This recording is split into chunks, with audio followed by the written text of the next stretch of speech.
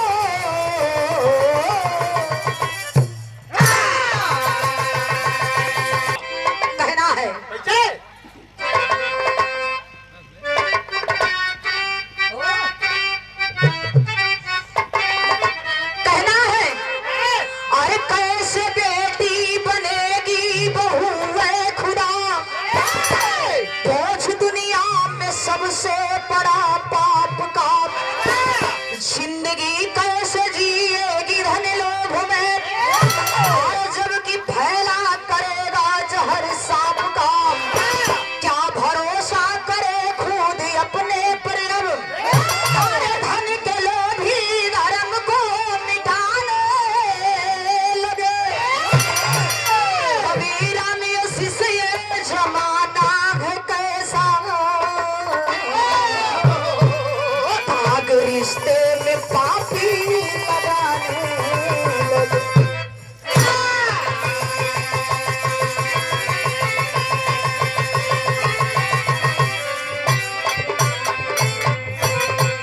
ऐसा है आज बहुत ये बताया जाता है कि दुनिया में सबसे बड़ा यदि बोझ होता है, दुनिया में सबसे बड़ा बोझ होता है तो एक बेटी की बोझ होता है जो पिता के सिर पे होता है। हर एक माँ, हर एक पिता यही सोचता है कि काश मेरे बेटी का हाथ पीला हो जाए, मेरी बेटी ससुराल चली जाए तो मेरी जीवन धन्य हो जाए। ऐसा साहब ब्रहा में कभी भी संकेत करना एक कव्वाली का टुकड़ा लगल भैया।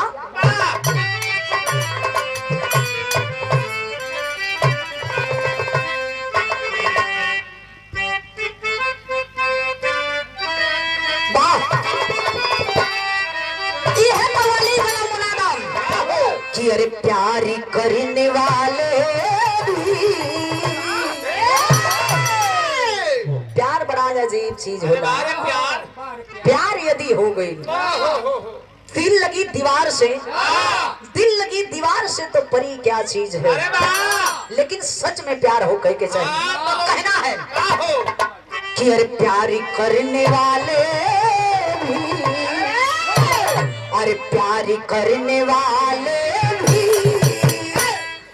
आशिकन नहीं होते।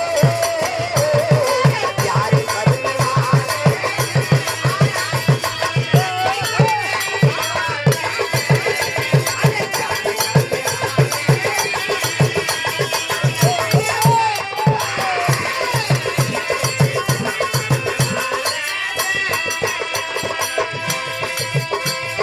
प्यार करने वाले जी आशिकन नहीं होते।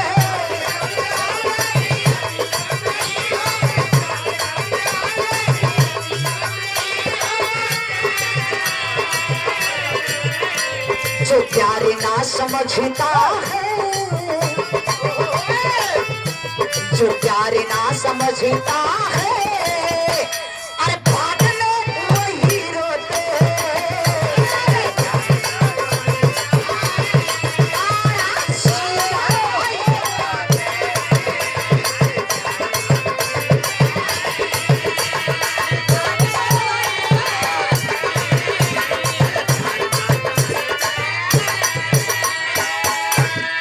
आओ लिखते हैं क्या,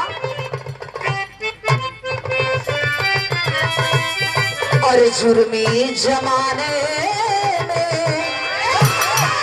जुर्मी जमाने में, अरे मेरा हर करम बिक रहा।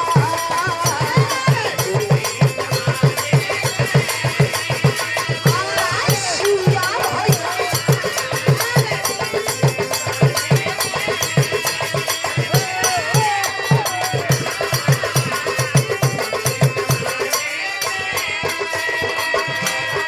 जुर्मी जमाने में मेरा हर करम बिका।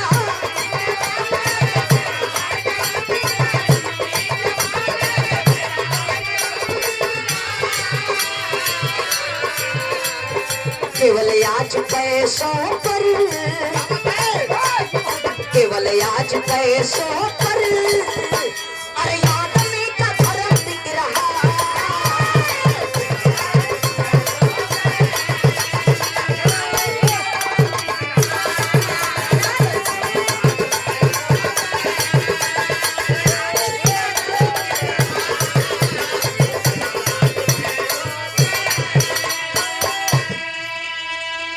जुर्मी जमाने में मेरा हर कर्म बिक रहा, केवल आज पैसों पर आदमी का धर्म बिक रहा।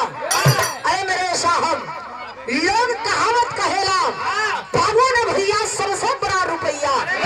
साहब, यदि दौलत है, रुपया है, तो सब कोई कामे आई। यदि पैसा नहीं हो, लगे रुपया नहीं हो, तो शायद केहू कामे नहीं है। क्यों ना आई हो बार ये दुनिया, बार ये दुनिया का लोग कहे के बा। कैसे बिरहा में कभी जी संकेत कैलन, नजम का लाइन लगल, बिरहा का कहानी शुरुआत हो गई। भैया आवा।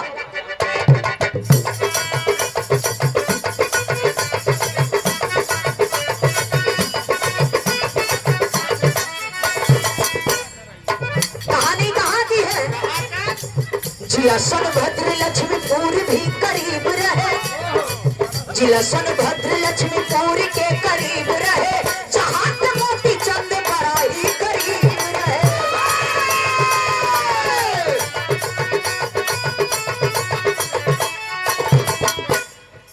चला के रिक्शा वो परिवार को चिल्लाते थे, चला के रिक्शा वो परिवार को चिल्लाते थे, उसी से पूरी अपनी जिंदगी बिताते थे।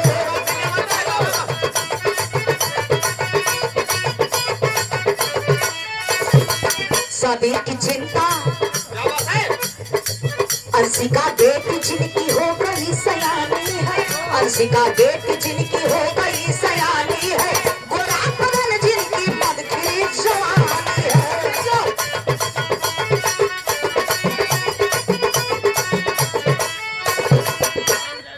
शादी की चिंता मोती चंद को सताने लगी, शादी की चिंता मोती चंद को सताने लगी, वही प्रभावती महेश को समझाने लगी।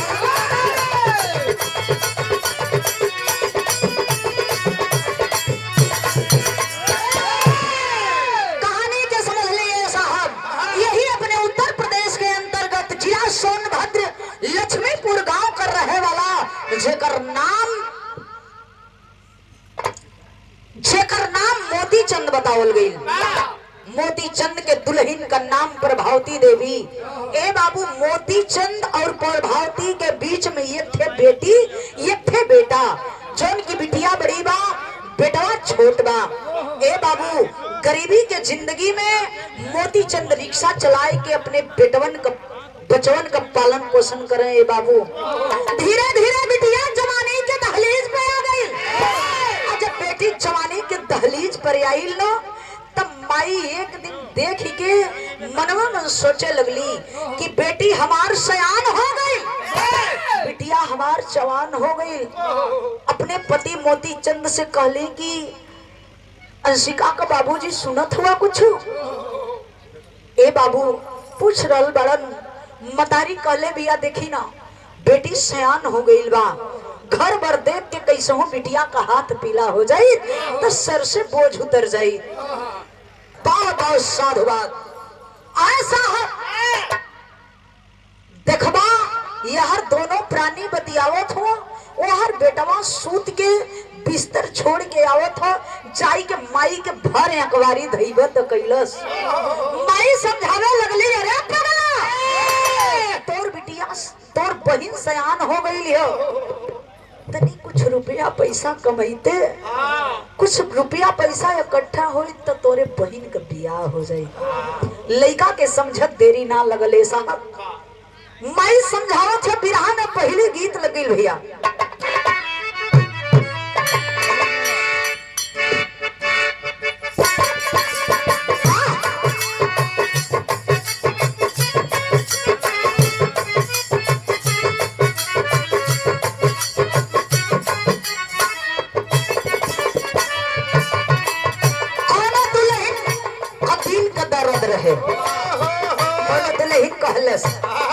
का कहे भैया,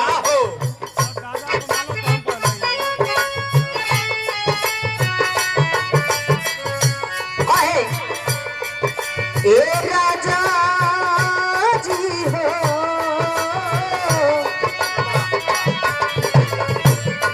राजा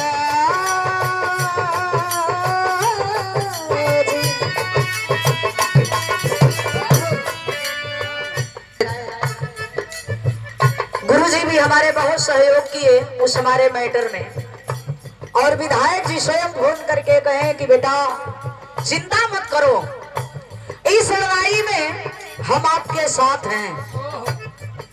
और आज क्या किया जाए, कब आदमी स्वस्थ रहेगा, कब अस्वस्थ हो जाएगा।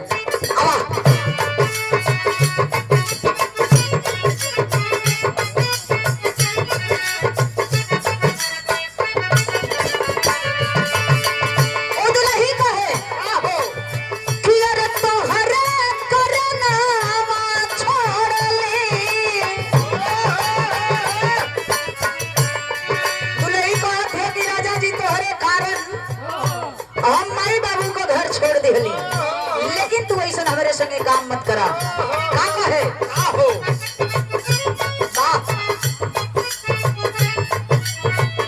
तोहरे करनवा छोड़ली बाबूजी के देश हमर, लइके गवनवा राजा मत जा विदेश हमर, लइके गवनवा राजा।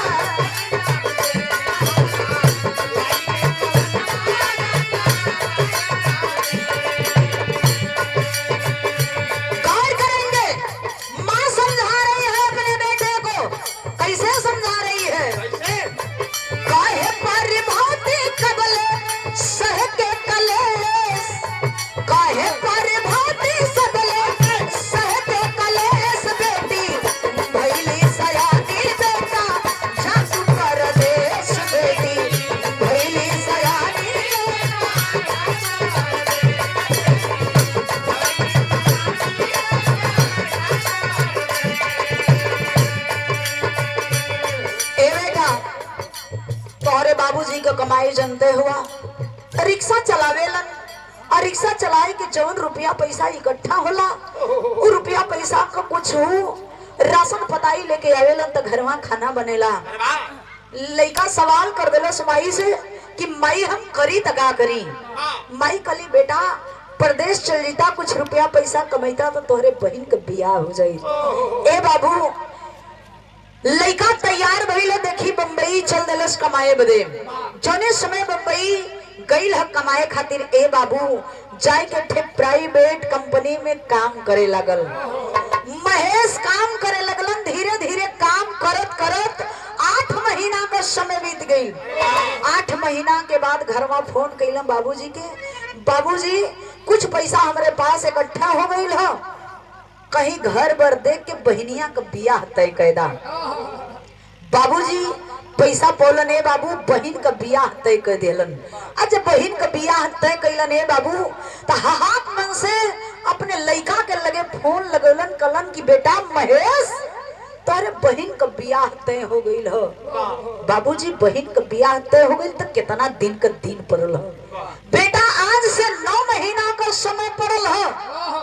लड़का कलश बाबूजी चिंता मत करी, कुछ रुपया पैसा इकट्ठे कई के कमाई के कुछ रुपया पैसा सेठ जी से लेके चली आई, बहनिया का बियाह हो जाई। ए बाबू देखी भैल का बिरहा में गीत चेंज हो गई।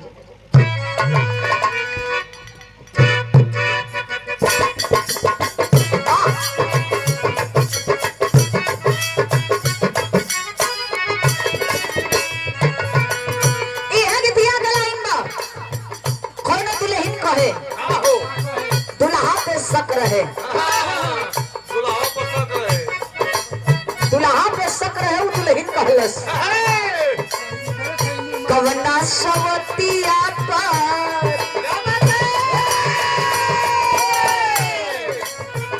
कवना सवतिया पर भाई गईला राजा जी।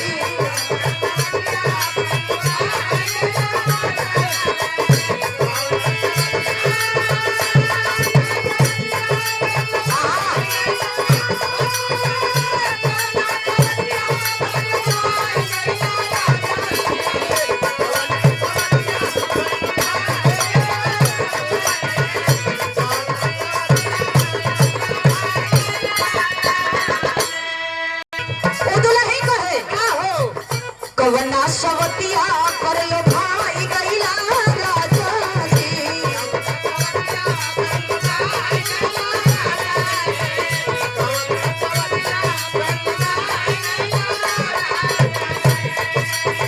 जाके परदेसवा में भुलाई गईला राजा जी। जाके परदेसवा में भुलाई गईला राजा जी। कवने सवतिया पर भाई गईला राजा जी।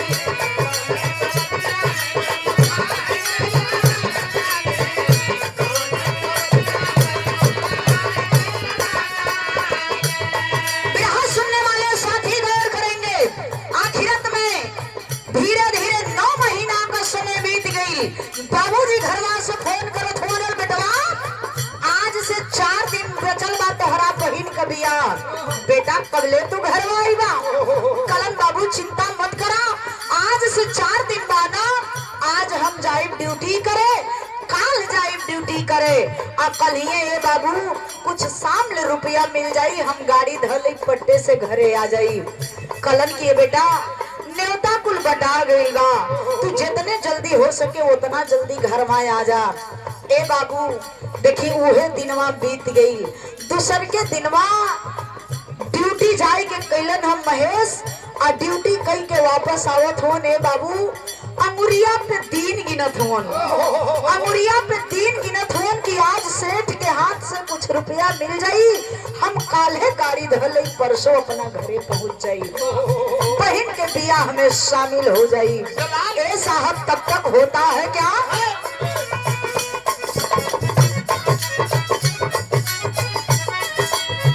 भैया एक सीमेंट से गाड़िया चलावती रहे।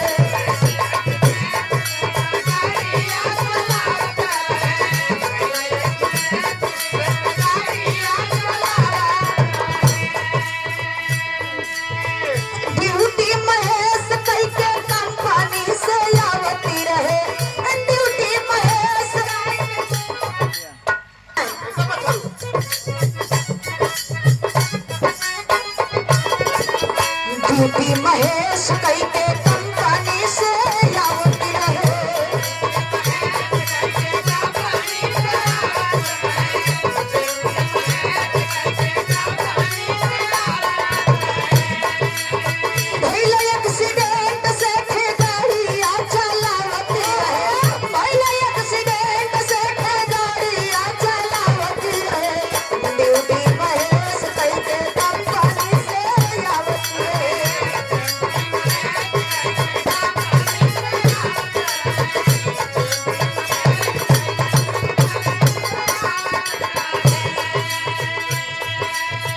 जोने कंपनी में जिया में कैले पेट हो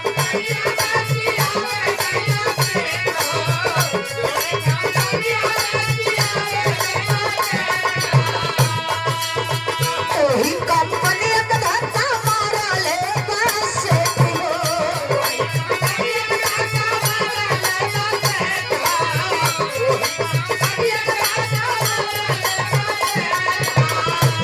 गरीबी में मोती चंद रिक्शा चलावती रहे रिक्शा चलावती रहे ड्यूटी महेश कैसे कंपनी से आवती रहे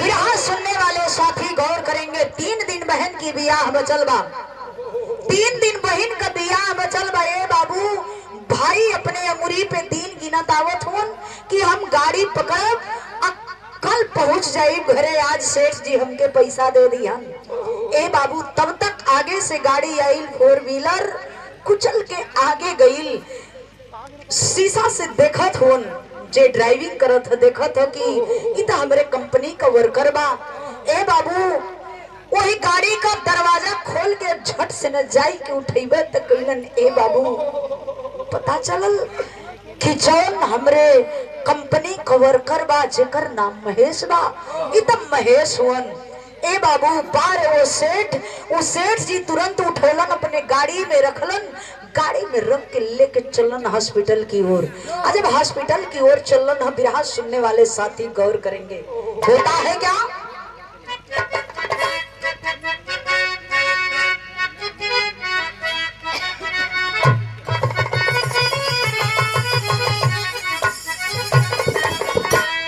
अरे पहले एक एक्सीडेंट से लेटस पाताल आइला लेटस पाताल आइला भर्ती कैला महेश के ले जाई अरे खुनवा से लटपट दहिया भैली महेश के हो भैली महेश के हो डॉक्टर साहब कहले सब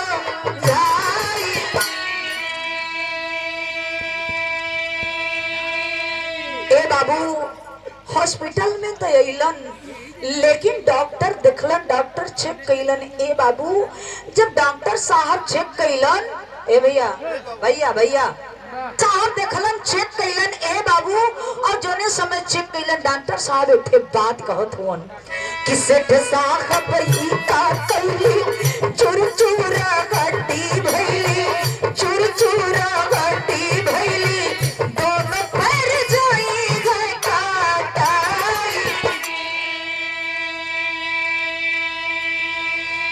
कितना दर्दिया सहे रोके महेश काहे रोके महेश काहे सेठ देव खबर जराई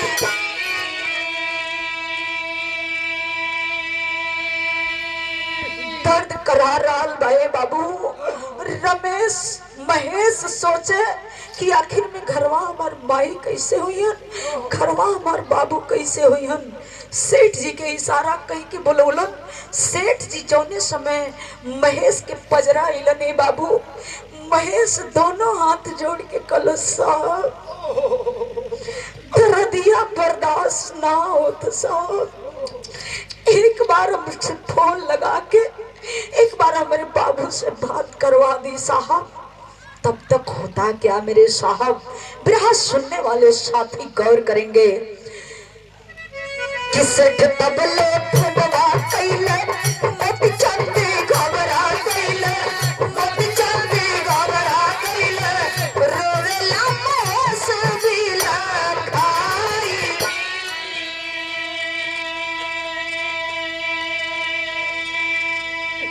फोन लगाए के बाबू काने के लगौले हुए जो ही फोन उठल सेठ जी आवाज देलन क्या आप मोती चंद बोल रहे हैं हाँ साहब हाँ हम मोती चंद बोलो तनी। का बात बा साहब, कहाँ से बोलो तनी? ए बाबू, सेठ साहब कहलन कि अरे आप महेश को जानते हैं? हाँ साहब, महेश के जाना तनी साहब, हमार बेटा हम महेश। ए साहब, हमारे बेटा से कोनो गलती ना ना भइल हो? नहीं, आपके बेटा से गलती नहीं हुआ है। ये तने बतिया कही के ये बाबू वो सेठ जी फोनवा महेश के थमाए देलन। जब महेश फोनवा के पौले होने बाबू, महेश के अखिया से झरझर झरझर आंसू चलत था। महेश कुछ बोल नहीं पावत हो। बाबूजी सुनत हो कि हमार बेटा रोवत हो। बाबू बोलत हो बेटा, तो कुछ बोलत नहीं खा। कुछ बोला बेटा, हमार सांस टंगल जात है बेटा। अरे कुछ तो बोल दा बेटा। तब तक बेटवा एक बात बोलल भैया, कैसे?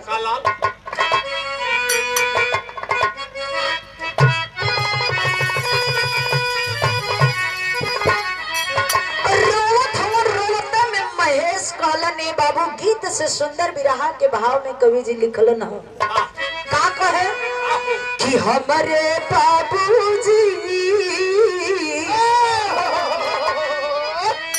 हमारे बाबूजी अब का बात जिंदगी के आस। हमारे बाबूजी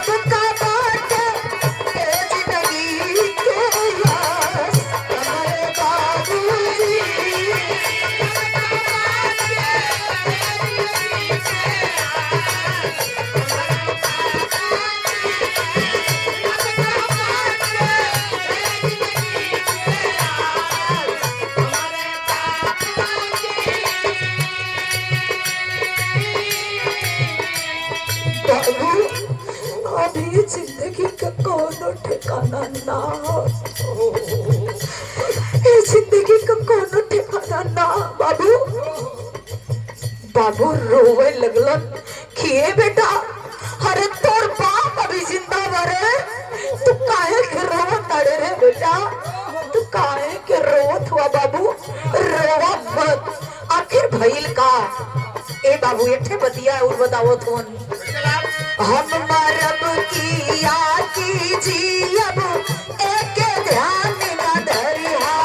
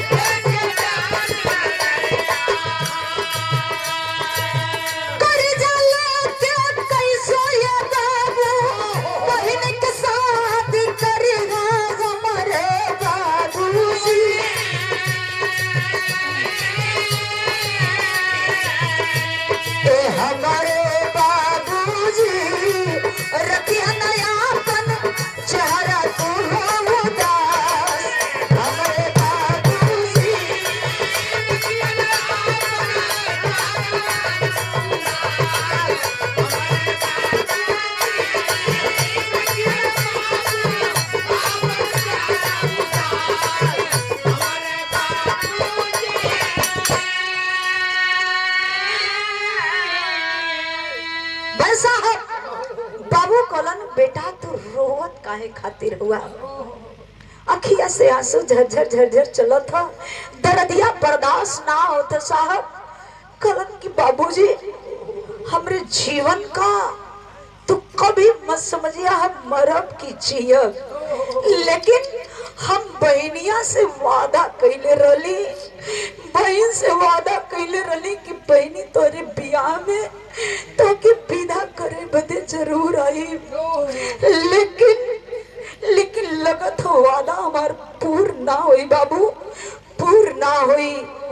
लेकिन चिंता मत करिहा, केहू भैया बाबू से कर्जा लेके बहन का हाथ पीला कह के बहन के ससुराल विदा कर दिया।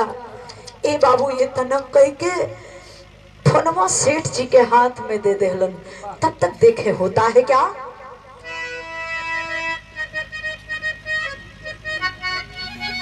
चेंज हो गए, चेंज हो गए।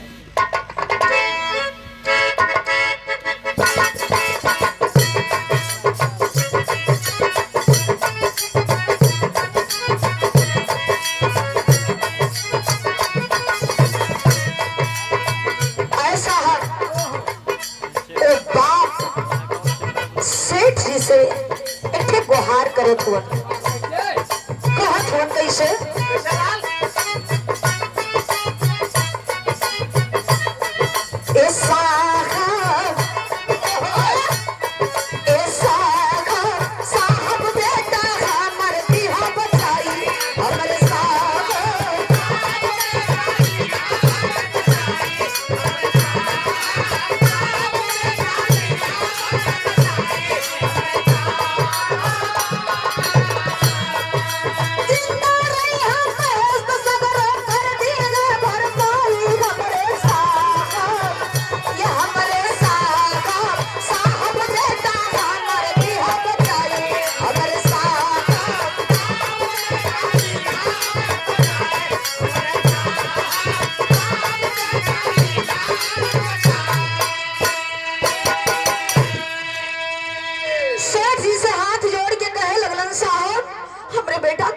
बचा लिया साहब। सेठ जी कलन की मोती चंद तू चिंता मत करा, तोरा बेटी का बियाह बा, ई समझला कि यदि रुपया कितना भी रुपया लग जाई तो रुपया लगा के तोहरे बेटा के बचा ले, तोहरे बेटा के बराबर रुपया तौल दी, वहां तो खाली अपने बेटी का बियाह कैदा। ए बाबू यार बाबू का दिमाग तो दुई जगह ही, एक जगह बेटा हॉस्पिटल में पड़ल बा, दूसरी जगह इधर बेटी का बियाह बा। कहानी दोनों तरफ तड़पत बा। ए बाबू आखिरत में देखी उस समय आ गई जौने समय वाले साथी गौर करेंगे, उधर बेटा हॉस्पिटल में, इधर बेटी की डोली सज रही है, जिस दिन बारात आने वाली है साहब। शाम हुआ, बारात सज धज के दरवाजे पर आती है।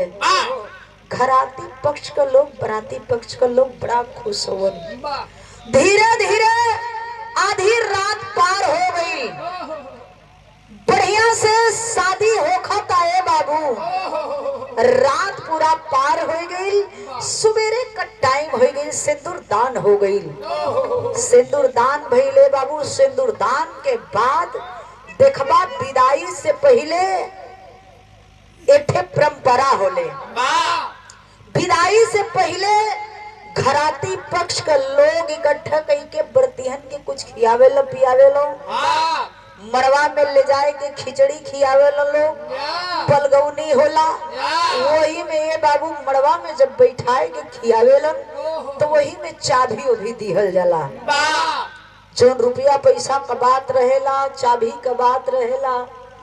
तो ए बाबू देखे आज उस समय आ गई, उस समय आ गई तब हिल का बिरहा के शैली में बतावे के पड़ल।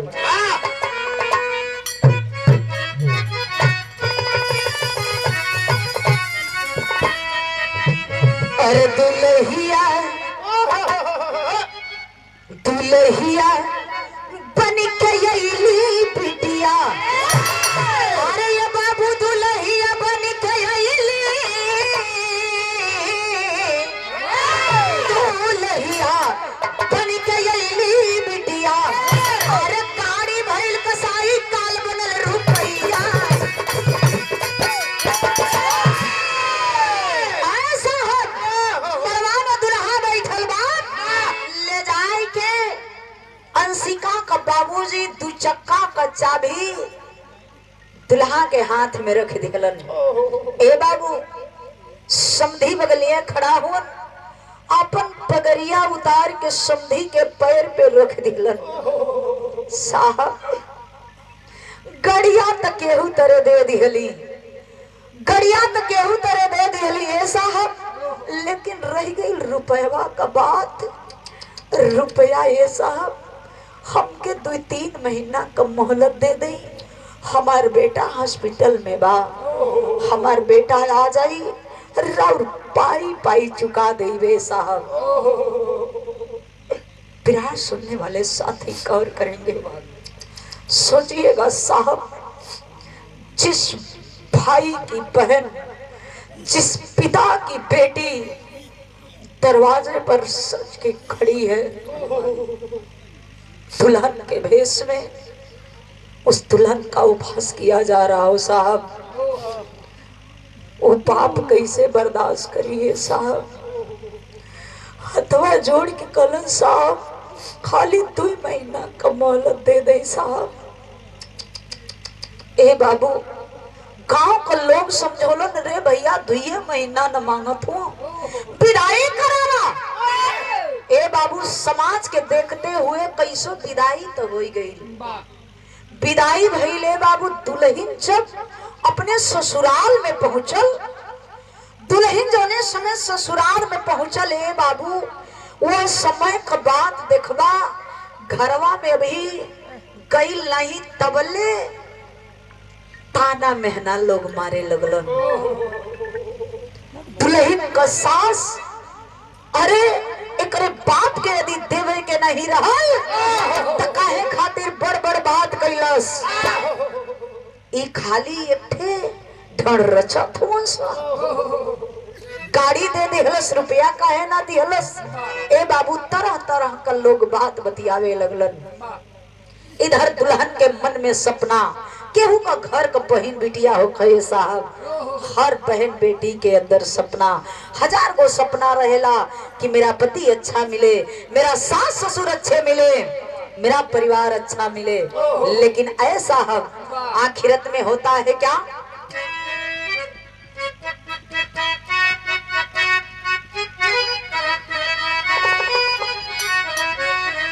₹50,000 हो अरे सदिया में तय रहे, देवे नहीं पवल मोती चंद तवने छनवा। कर्जा से गाड़ी लेके कसहू कसाई गईले, अंशिका के घर बारे मारे हो में गनवा। अरे जागे सारी सारी रातिया,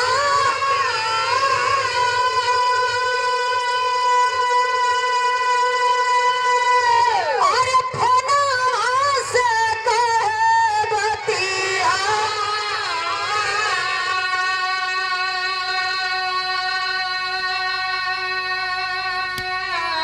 ए बाबू दे ₹1 ना ता बची ना परनवा।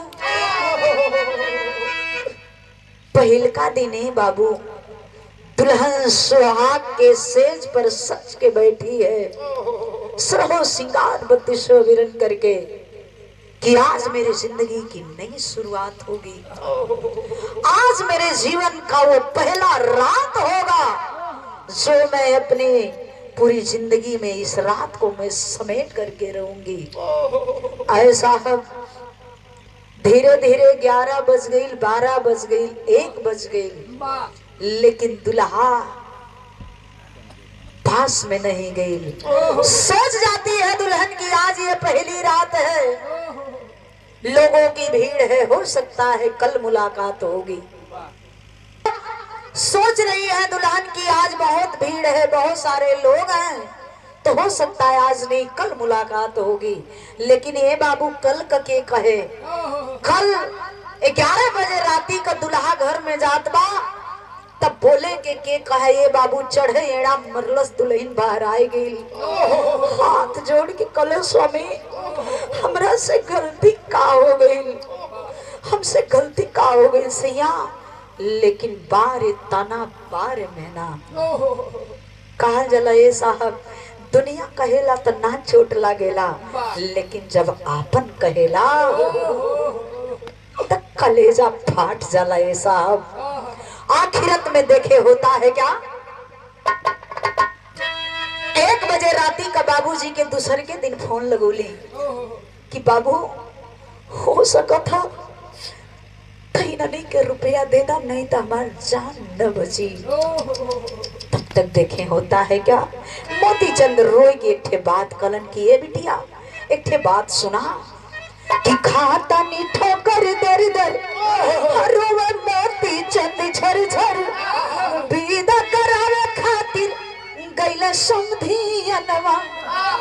रोवत हुआ रोए के वही पुनवे पे कलन की बेटी तू चिंता मत कर रे बेटी, अरे तोर बाप अभी जिंदा बा रे पगली, तोर बाप अभी जिंदा बा। आज रात कैसो बिताई ले, कल हम सवेरे तोरे ससुराल आई, तोरे तोके लिया आवे बदे, तोके लियाई के घरे कदई, तब तोरे भाई से मिले खातिर जाई। ए बाबू प्लान चेंज कर दी हलन मोतीचंद, कलन की बेटी के लियाई के हम घरे कदई तब जाई बेटा से मिले खातिर। ए बाबू गैलन हाँ समधियाने अपने बिटिया के विदा करावे। आज जब समधियाने गैलन तो देखा अल्लाह का लाइन लग गई।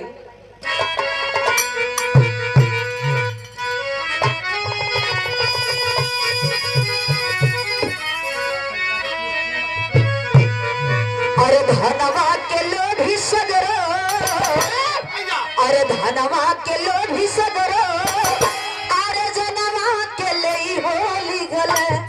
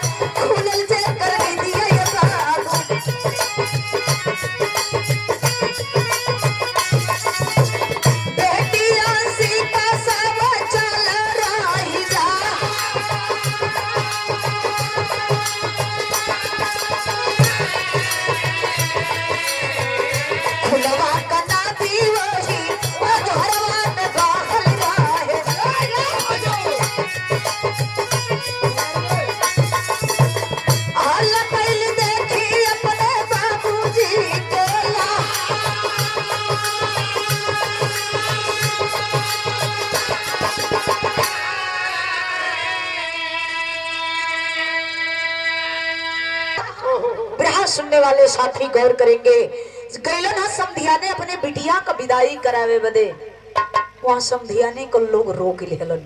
कलन आज रहा, कल सवेरे अपने बिटिया का विदाई करावे बदे तैयार रही हा, कल बिटिया का विदाई कराई के और सवेरे ही चल जी हा। ए बाबू मोतीचंद सोच गईलन कि हो सके आज हम रतिया भर रुक जाई तो हमरे बिटिया के घर बस जाई। कौन ऐसन बाप हुई हो बाबू, कौन ऐसन मतारी, कौन ऐसन भाई हुई कि जो ना सोची कि हमरे बेटी बहन के घर बस जा। यही सोच करके आज रात भर जौन हो के रुक गईलन। जब रतिया को रुकलन ये बाबू रतिये में ही कुल खेला कर दिहलन। कहा जला सुतल मुँह ले खोला, सुतले में ये बाबू सर से धड़ अलग कर दिहलन, गर्दन अलग बा, धड़ अलग बा। ये बाबू रात का 1 बजे रात का अंशिका उठल बाड़ी, शौचालय की तरफ जात बाड़ी, तबले नजर पड़ल उस समय में बाबूजी सुतल ललन, आ बाबूजी के खटियावा के नीचवा तमाम खून बहल हो। एक पातर का चदरा ओढ़ले हुन, जाए के वो चदरवा धीरे से हटौली, बाबूजी का देखत बड़ी सर से धड़ अलग बाए बाबू, चिल्लाए के वही लाश पे गिरले बाबूजी की का हो गई। तब तक ऐ साहब अंशिका का पति, अंशिका का ससुर आवाज के सुनलन, नजदीक में अलन। अंशिका का पति ये बाबू पीछे से बाल पकड़ के लगल घिसरावे। अंशिका झरझर झरझर रोवत है, हाथ जोड़ के काली स्वामी। लोग कहला पति में पुतनी का यादा हिस्सा होला सैया, हमार गलती का भइले सैया, हम गलती कौन कैली कि जो हमके इतना परियार सजा देत हुआ। आए साहब, अंशिका का एक बात वो पापी नहीं सुनता है, आखिर में हथौड़ा को चला दिया। अंशिका हमेशा हमेशा के लिए सो गई मेरे साहब। एक और बेटी, एक और बहन इस दहेज के आग में जल गई मेरे साहब। एक बेटी दहेज के आग में जल के राख हो गई मेरे साहब। आखिरत में यहाँ होता है क्या, खड़ी के अंदाज में बतावे के पड़ब।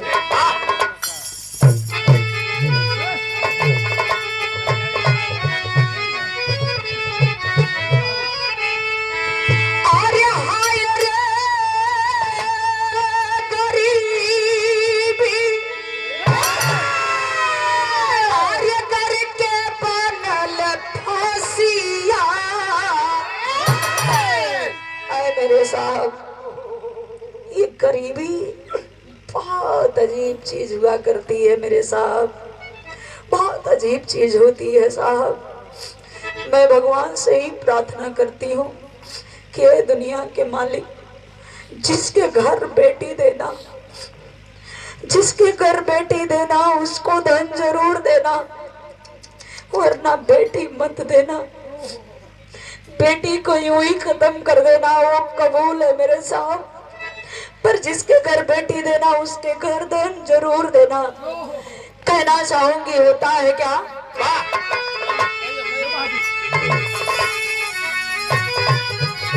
अरे हाय रे गरीबी, अरे करके बनल फांसिया, अरे सेठ लेके अइले घरवा महेश के लसिया।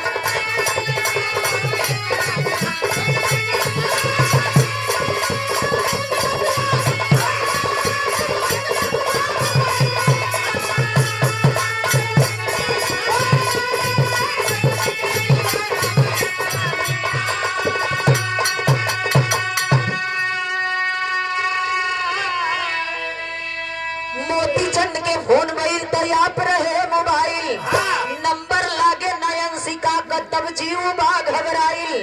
अरे चले दरोगा साहब अपन लेके सफिया, सेठ लेके अइले घरवा महेश के लसिया।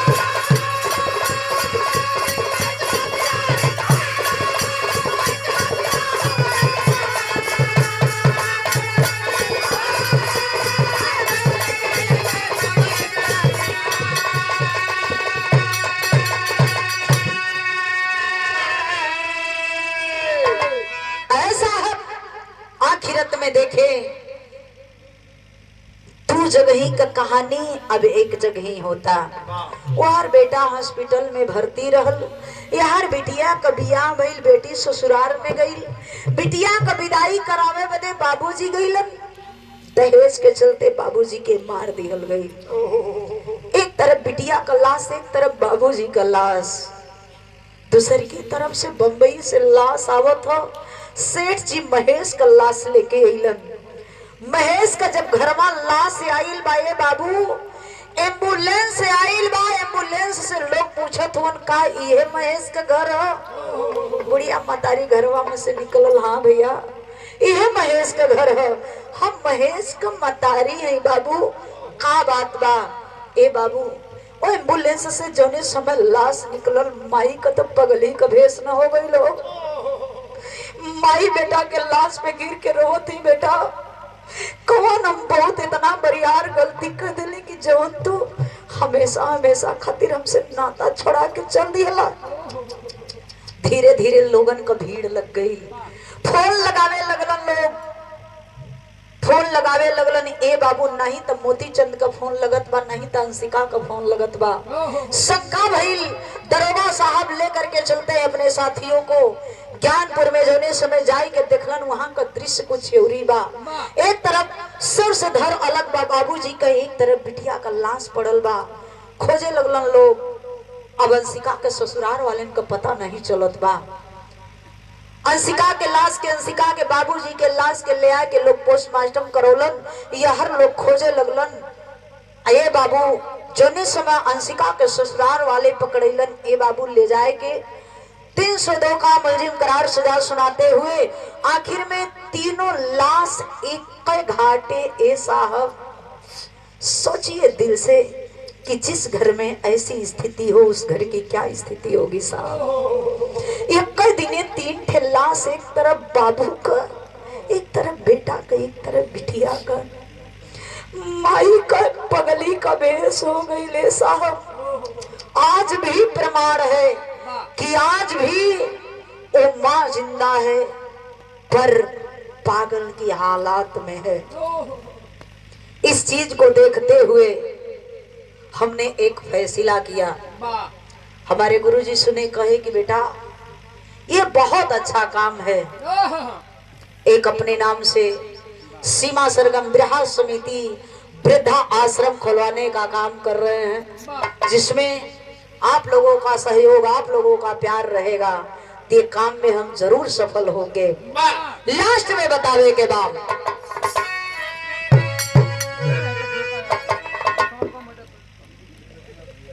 हरि गुरु गणेश गुरु रामलाल मरवा का और स्वर्ग कवि चंडिका बच्चन के विजय पताका।